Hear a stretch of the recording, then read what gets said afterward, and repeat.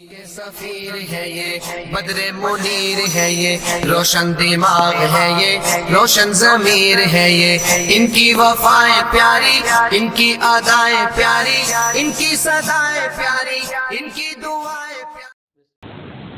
تو پہلا درجہ ظاہری بدن کپڑے کھانا ان چیزوں کی نجاست سے پرہیز کرنا بچنا، اعضاء کو گناہوں کی نجاست سے بچانا، یعنی یہ ذہن میں رکھیں کہ جب بھی غیر محرم پر ہماری بری نظر پڑے گی ہماری آنکھ ناپاک ہوگی، زبان سے جھوٹ نکلے گا ہماری زبان ناپاک ہوگی، ہاتھ سے ہم نے کسی کے حقوق کو غصب کیا ہاتھ ناپاک ہو گئے، تو جس عضو سے گناہ کر رہے ہیں وہ ناپاک ہے۔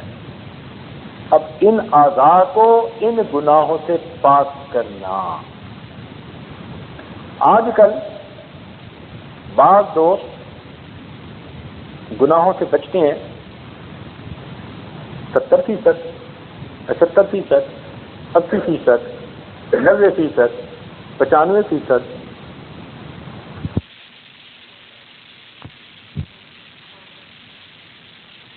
ہو کر کے زندگی سے 95% گناہ ختم کر دیے۔ اب یہ جو طلباء علماء صلحاء ہوتے ہیں یہ دین کا کام بھی کر رہے ہوتے ہیں، الحمدللہ ان کی زندگی میں میجر گناہ نہیں ہوتے، یہ بچتے ہیں، لیکن کہیں نہ کہیں ہر بندے کی زندگی میں کوئی نہ کوئی ایک ایسی چیز ہوتی ہے جس نے ان کو اٹکایا ہوا ہوتا ہے، جیسے مچھلی کا کانٹا نہیں ہوتا، وہ گناہ نے اس کو روکا ہوا ہوتا ہے، آگے نہیں بڑھنے دیتا۔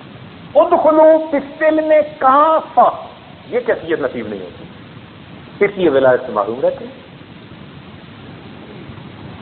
ایک بات ذہن میں رکھیے، ہر گناہ بندے اور اللہ تعالیٰ کے درمیان ایک سٹیپ کی مانند ہے، ایک فاصلے کی مانند ہے، ایک قدم کی مانند ہے۔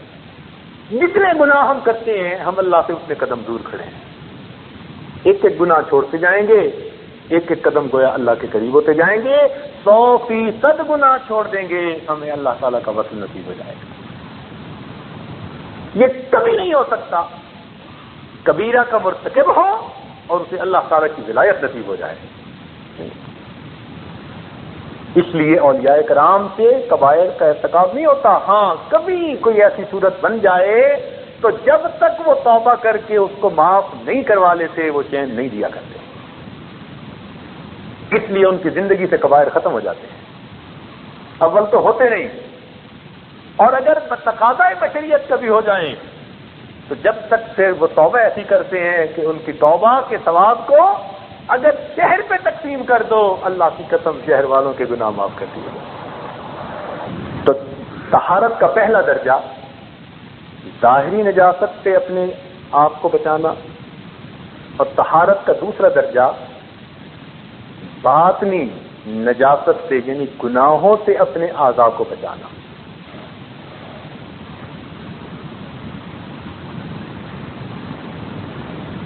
مردوں میں عام طور پر آنکھ کے گناہ زیادہ، عورتوں میں عام طور پر زبان کے گناہ زیادہ۔ ہمارا یہ تجربہ ہے، دیندار عورتیں بھی گول مول ایسی بات کر جائیں گی جو آرام سے جھوٹ ہوگا، اور بڑے آرام سے کہ بس میں نے گول سی بات کر دی، بھائی وہ جو کہہ رہی ہے نا آپ میں نے گول سی بات کر دی وہ جھوٹ ہے۔ تو آج تو وقت ایسا ہے کہ نیک عورتیں، آپ تجربہ کر کے دیکھ لیجئے، ذرا کی کوئی بات ہوگی نا بس میں نے اس کو نہیں پتہ چلے اس لیے جھوٹ بول دیا، اس کو پتہ نہ چلے اس لیے جھوٹ بول دیا، اس کو پتہ نہ چلے، وہ آپس میں پتہ نہ چلے اسی میں پتہ نہیں جھوٹ پہ جھوٹ بولتی چلی جاتی۔ تو عورتوں کے اندر زبان کے گناہ زیادہ یعنی جھوٹ اور غیبت، اس قسم کے گناہ عورتوں میں عام، اور مردوں میں شرمگاہ کے گناہ عام۔ اور اگر شرمگاہ گناہوں سے بچے بھی صحیح تو اس کی جو مبادیات ہیں، آنکھوں سے گناہ ہونا، کانوں سے گناہ ہونا، وہ تو ہو ہی جاتے ہیں۔ اس لیے مردوں کو اس سے بچنے کی زیادہ کوشش کرنی چاہیے، عورتوں کو اس پر بچنے کی زیادہ کوشش کرنی چاہیے۔ تو اپنے آپ کو گناہوں سے بچانا، اپنے حواس کو گناہوں سے محفوظ کرنا، یہ جو اعضاء ہیں ان کو گناہوں سے بچانا، یہ طہارت کی دوسری قسم۔ طہارت کا تیسرا درجہ، دو درجے کون کون سے ہوئے ذرا بتا دیجئے، مجھے تسلی ہو جائے کہ آپ کے ذہن میں یہ چیز۔ بدن کا پاک ہونا، لباس کا پاک ہونا، کھانے کا پاک اور حلال ہونا، یہ پہلا درجہ، یہ ظاہری نجاست سے متعلقہ چیزیں ہیں۔ دوسرا درجہ کس سے متعلق ہے؟ باطنی نجاست سے، اعضائے جسم کو گناہوں سے پاک کرنا، سر سے لے کے پاؤں تک کوئی بھی عضو ہو اس کو گناہ سے پاک کرنا، یہ طہارت کا دوسرا درجہ ہے۔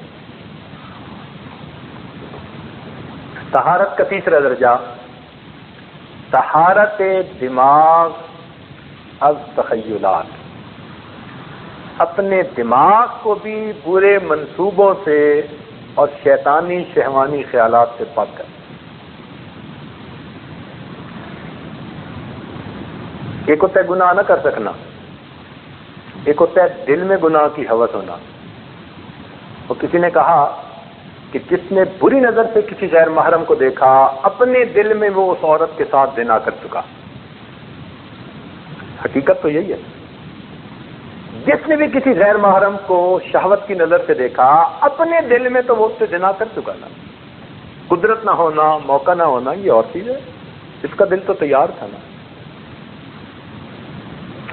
تو اپنے دماغ کو بھی ان تخیلات سے پاک کر لینا۔ اس کی تھوڑی سی تفصیل سن لیجیے۔ خیالات کا آنا برا نہیں ہوتا، خیالات کا آنا برا نہیں ہوتا، خیالات کا لانا اور دل میں جمانا یہ برا ہوتا ہے۔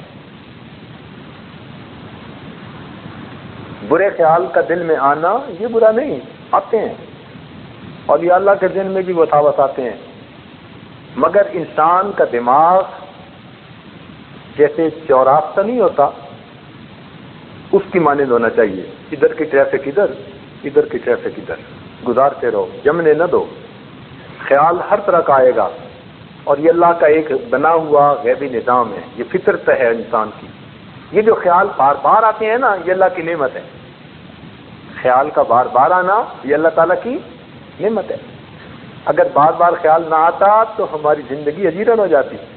آپ گھر سے نکلے، بیوی نے کہا جی کہ گروسری نہیں ہے اور شام کو افطاری کے لیے سب کچھ بنانا ہے، اور جب باہر نکلے تو آپ کو ایک دوست مل گیا جو 30 سال پہلے مدرسے اسکول میں پڑھتا تھا، آپ بڑے خوش ہیں اور خوش ہو کے اس کے ساتھ باتیں کرنے لگے، اور اگر آپ بھول جائیں کہ میں کس مقصد کے لیے نکلا تھا تو پھر آپ تو اسی کے ساتھ سارا دن جو ہے وہ بیٹھے رہیں گے۔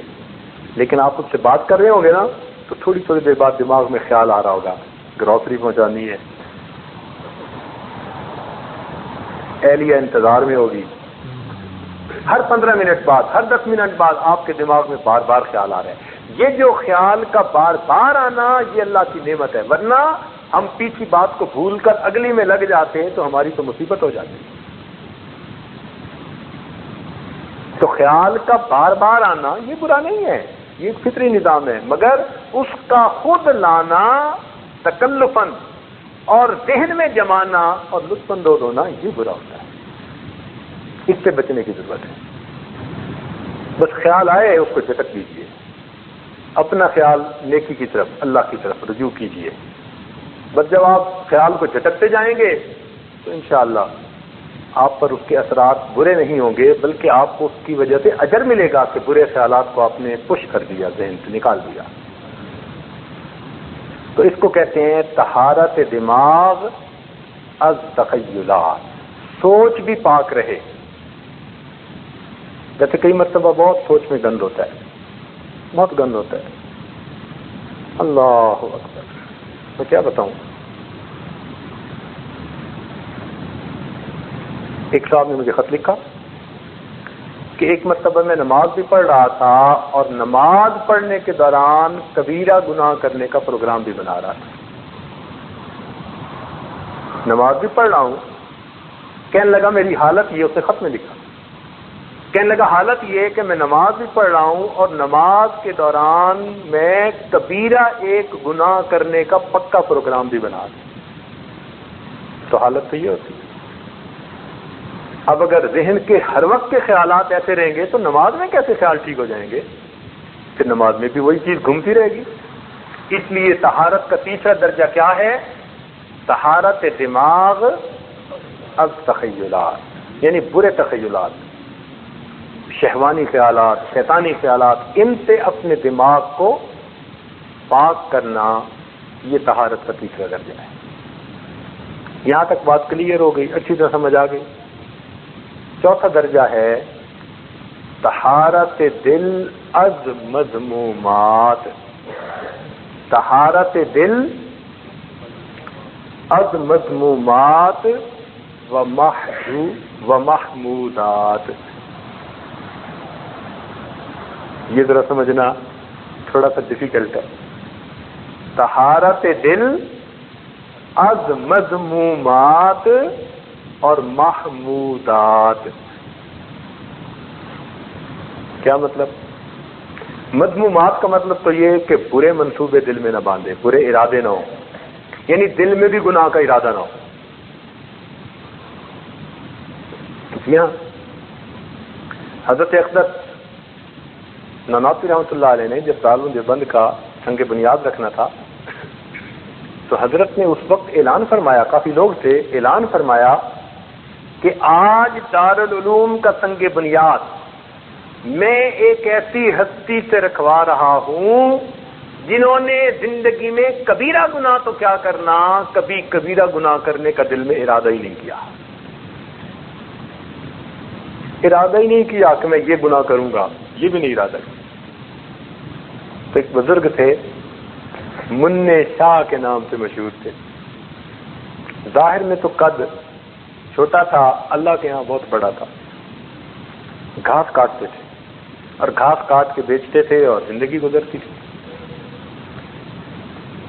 تھوڑے سے پیسے بچتے تھے، اس میں سے بھی وہ کچھ تھوڑا تھوڑا روز پس انداز کر لیتے تھے، بچا لیتے تھے، اور پورے سال میں تب جا کر اتنے پیسے بچتے کہ ان پیسوں سے وہ دارالعلوم کے اساتذہ کی ایک مرتبہ دعوت کیا کرتے تھے۔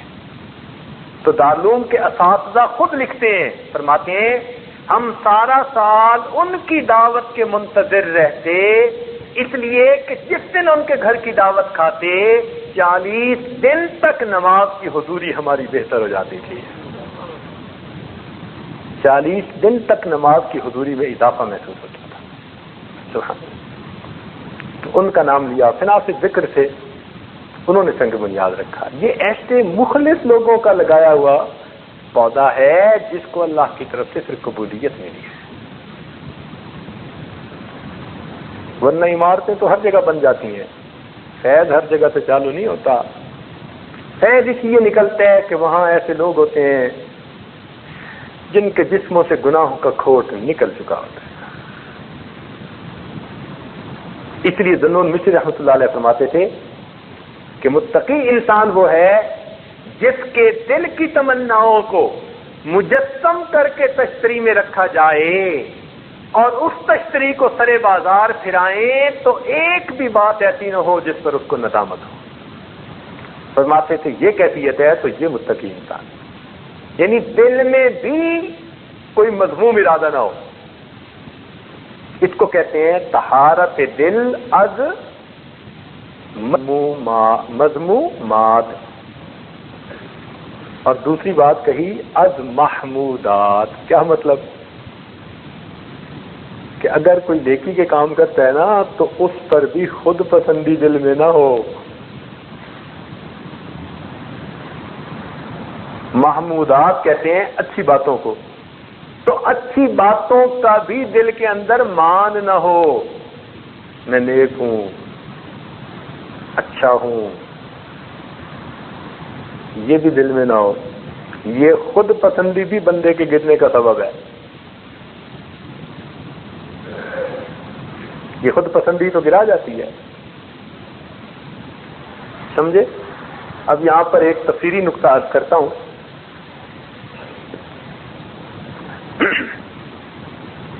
ایک مرتبہ واقعہ سن لیجیے. ایک مرتبہ خواجہ باقی باللہ رحمۃ اللہ علیہ نے کسی محفل میں بات کرتے ہوئے یہ کہہ دیا کہ مجھے اللہ نے اب ایک ایسا مقام دے دیا ہے توکل کا کہ میرے اوپر اب کوئی بھی حال آ جائے، مصیبت آ جائے، اب مجھے اللہ کے توکل سے نہیں ہٹاتی، کوئی پریشانی نہیں ہوتی. یعنی کوئی ایسی بات کر دی جس بات میں تھوڑا سا محسوس ہوتا تھا کہ بھئی اپنی تعریف ہے. لو جی کیا ہوا، اللہ تعالیٰ کی حکمت اور اس کا حکم اور اذن، خواجہ صاحب کا پیشاب بند ہو گیا. اور جب پیشاب بند ہو گیا تو جس کا پیشاب بند ہو جائے تو اس کو تو ایسی تکلیف ہوتی ہے کہ مرغنیم بسمل کی طرح تڑپ رہا ہوتا ہے.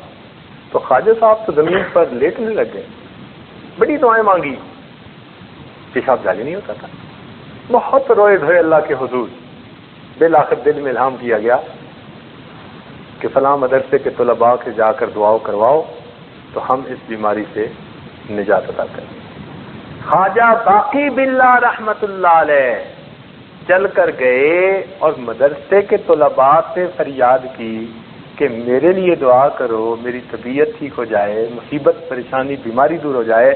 مدرسے کے طلباء نے دعا دی، اللہ رب العزت نے اس بیماری کو دور فرما دیا. یہ کیوں ہوا تھا؟ خود پسندی کی بات ہوئی تھی. اللہ تعالیٰ نے ایسے بندوں کے پاس بھیجا جو طالب علم تھے، درجے میں ان سے بہت نیچے نظر آتے تھے. اللہ تعالیٰ پھر ذرا سیدھا کر دیتے ہیں سوچ کو، کم درجے کے بندے کے پاس بھیج دیا تاکہ وہ عجب یا میں والی کوئی صورت ہی نہ رہے باقی. تو خواجہ باقی باللہ کے ساتھ یہ معاملہ ہے. اب تفصیلی نقطہ یہ ہے کہ مفسرین نے لکھا کہ ایک مرتبہ حضرت موسیٰ علیہ السلام سے کسی نے مجمع میں پوچھ لیا کہ جی اس وقت دنیا میں سب سے بڑا علم والا کون ہے؟ تو انہوں نے کہہ دیا میں ہوں سب سے بڑا علم والا. اب بات بھی سچی تھی، وقت کے نبی ہی سب سے بڑے علم والے ہوتے ہیں، عالم ہوتے ہیں، مگر پھر بھی ایک دعویٰ تو نکلتا ہے. چونکہ بات سے دعویٰ نکلتا تھا اس لیے اللہ رب العزت نے پیغمبر کے مقام پر ہونے کے باوجود ان کو ایک کم درجے کے بزرگ کے پاس بھیجا. جاؤ ذرا خضر علیہ السلام کے پاس.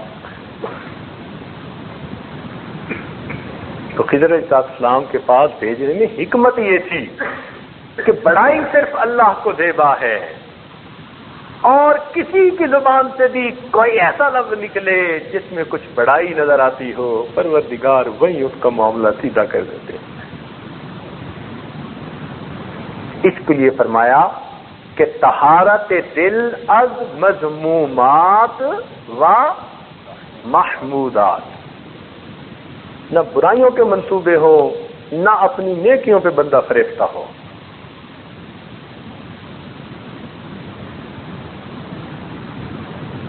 تو یہ 4 مراتب ہیں طہارت کے. نماز کو بنانے کے لیے طہارت کے یہ 4 مراتب حاصل کر لیں گے، اللہ تعالیٰ مقام احسان والی نماز عطا فرما دیں گے. اللہ تعالیٰ ہمیں یہ سب مقامات طہارت کے حاصل کرنے کی توفیق عطا فرما دے. وآخر دعوانا الحمدللہ رب العالمین.